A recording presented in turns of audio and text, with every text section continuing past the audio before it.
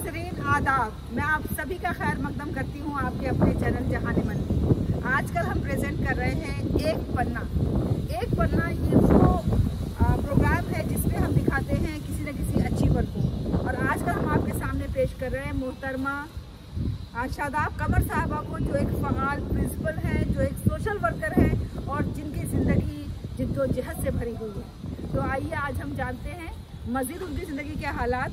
अब तक हमने जाना कि उन्होंने किस तरह अपनी तालीम हासिल की, किस तरह उन्होंने अपने जॉब का सिलसिला शुरू किया और कितनी मुशक्क़तों से वो दिल्ली से अलीगढ़ जाती थी और फिर वहाँ से दिल्ली वापस आती थी और इस तरह उन्होंने अपनी जॉब को जारी रखी। और वैशाली में उन्हें एक टारगेट मिला, जानते हैं वो क्या था टारगेट। जी, मुझे 17 जुलाई 2001 को लेटर दिया गया कि आप एक यहाँ वैशाली में एक उच्च प्राथमिक विद्यालय खोलना है, उसको आप स्टार्ट करेंगे। मैं घर घर गई और घर घर जाके मैंने बच्चे कलेक्ट किए। और उस वक्त यूपी में ऐसा होता है कि अक्सर बहुत से स्कूल ऐसे होते हैं जिसमें 60, 70, 50 इस तरह से बच्चे होते हैं स्कूल। मतलब पूरे स्कूल में पूरे स्कूल में इतने होते हैं। लेकिन कई जगह ऐसा है। लेकिन मेरे पास उस वक्त 17 जुलाई तक मोस्टली सारे एडमिशन हो चुके होते हैं। तो मैं उस वक्त मेरे पास 68 बच्चे थे। 20 बच्चे 6th क्लास में, 34 बच्चे 7th क्लास में और 14 बच्चे 8th क्लास में। और वो जब मैंने शुरू किया तो एक पेड़ था, उसके नीचे से बैठ के हमने 6 चटाइयाँ खरीद रखी थी। तो आज हम भी पेड़ के नीचे खड़े होकर ही बात कर रहे हैं ताकि आपको उसकी याद ताज़ा हो जाए। तो क्या होता था, हम 6 चटाइयाँ ली थी और एक कुर्सी ले रखी थी और 2 रजिस्टर, बच्चों के अटेंडेंस के रजिस्टर और एक उनको हम एक ब्रीफकेस में रखते थे और शाम को उसे लपेट के किसी भी पड़ोस के घर में रख के चले जाते। आप अकेले टीचर वहाँ मैं अकेली, 68 बच्चे 3 क्लासेस और पेड़ के नीचे बैठ के। उसके बाद किसी ने बिल्डर ने वहाँ बिल्डिंग बनानी थी तो पेड़ काट दिया गया। जब वो पेड़ काट दिया गया तो वहाँ करीब में एक पानी की टंकी, तो हम उस पानी की टंकी के नीचे बच्चे ले गए।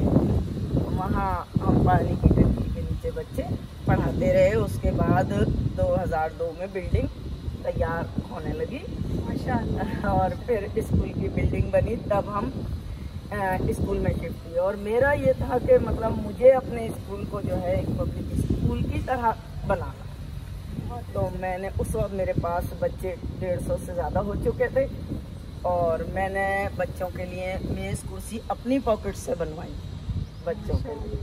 और टाई, बेल्ट, आई कार्ड, ये सब कुछ, यहाँ तक कि मैंने बच्चों के लिए 2 ड्रेसेस कर रखी थी कि वो बुध और शनिवार को वाइट यूनिफॉर्म में आते थे और जो भी गवर्नमेंट से होती थी उस यूनिफॉर्म में बाकी दिन आते थे। बहुत अच्छा, बहुत अच्छा। आपके जज्बे की मैं तो कद्र करती हूँ कि कौन इतनी मेहनत करता है। उनको देखते हुए उस वक्त डॉक्टर बालेश्वर त्यागी जी एजुकेशन मंत्री, उन्होंने जो गाजियाबाद में माननीय वाजपेयी जी के जन्मदिन पे 25 दिसंबर को एक 5 लोगों को कर्तव्य पुरुष पुरस्कार दिया जाता है जी। तो उन्होंने मुझे 2002 में उस पुरस्कार से नवाजा। अच्छा, तो आपको नेशनल अवार्ड मिल रहा हुआ है माशाअल्लाह। वो उससे पहले बाद में मिला है। ये सबसे पहले मुझे 2002 में जी। उन्होंने ये कर्तव्य पुरस्कार दिया। और उसके बाद मेरा चलता रहा। यहाँ पूरे उत्तर प्रदेश की तरफ से मैं 2 बार बाल भवन में अपने बच्चे लेके आई जो 3-3, 4-4 दिन स्टे करते थे। और आपके बच्चे वहाँ परफॉर्म करते थे? जी, बहुत अच्छा परफॉर्म करते थे, अच्छे अवार्ड जीत के जाते थे।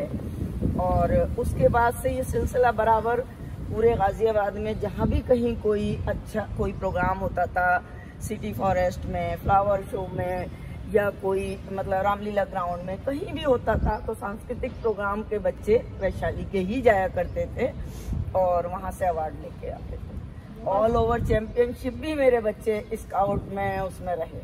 बहुत अच्छा, बहुत अच्छा। ये सब कहा जाता है कि अगर आपको किसी को एक अच्छा लीडर दे दें तो अगर वो पूरी की पूरी फौज जो है वो भेड़ियों की क्यों ना हो, एक शेर लीडर दे दें तो सबके सब शेर की तरह काम करते हैं।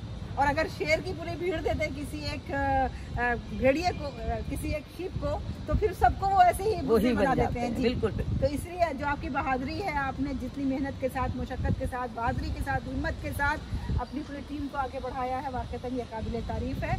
और आज मैं देख सकती हूँ कि आपके चेहरे पे जो एक फ़ख्रिया मुस्कुराहट है, ये यकीनन एक उसी शख्स के चेहरे पे आ सकती है जिससे ज़िंदगी में बहुत कुछ बढ़ता है, जिससे ज़िंदगी में। और इसी तरह जब मुझे नेशनल अवार्ड मिला तो उसका ये हुआ कि होली की छुट्टी है और कोई कहीं से कोई चांसेस नहीं, कुछ नहीं, मतलब एकदम मेरे पास फ़ोन आता है कि क्या आप अपनी फ़ाइल तैयार कर सकती हैं 1 हफ्ते के अंदर अंदर।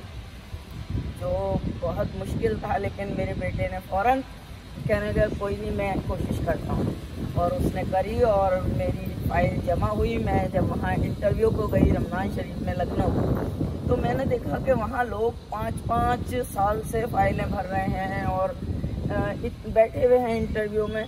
तो मैंने आके बेटे से कहा, मैंने कहा बेटा ये मत सोचना कि मैंने फ़ाइल बनाई है तो मुझे अवार्ड मिलेगा ही मिलेगा, क्योंकि एक राज्य पुरस्कार होता है और एक राष्ट्रपति पुरस्कार होता है। राज्य पुरस्कार लखनऊ से मिलता है जी, और राष्ट्र पुरस्कार दिल्ली से जो प्रेसिडेंट देते हैं।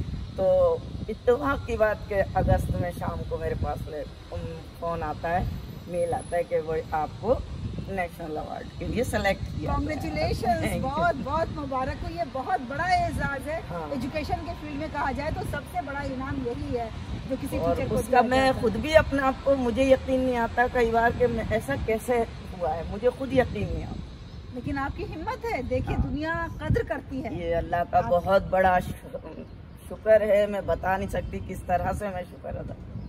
बहुत बहुत आपको मुबारक हो कि आपने इतनी मेहनत की, मुशक्कत की, कि स्कूल को खड़ा किया, कि स्कूल को इस मकाम तक पहुंचाया कि वहाँ के बच्चे आज हिंदुस्तान के कोने कोने में परफॉर्म कर रहे हैं। और जब मुझे ये अवार्ड मिला तो सऊदी से मेरे पास एक बच्चे का फ़ोन आया, मैम मैंने आपका देखा था और मुझे बहुत अच्छा लगा। ये तो मुझे बड़ा अच्छा लगता है जब कोई बच्चा बाहर से कहीं से फ़ोन करता है, बहुत मज़ा आता है। जाहिर सी बात है, आपने 3 डिकेड से ज़्यादा एजुकेशन फील्ड में दिए हैं, तो आपके बच्चे तो अब पता नहीं कहाँ कहाँ पहुँच चुके होंगे, किस मकाम पे पहुँच चुके होंगे।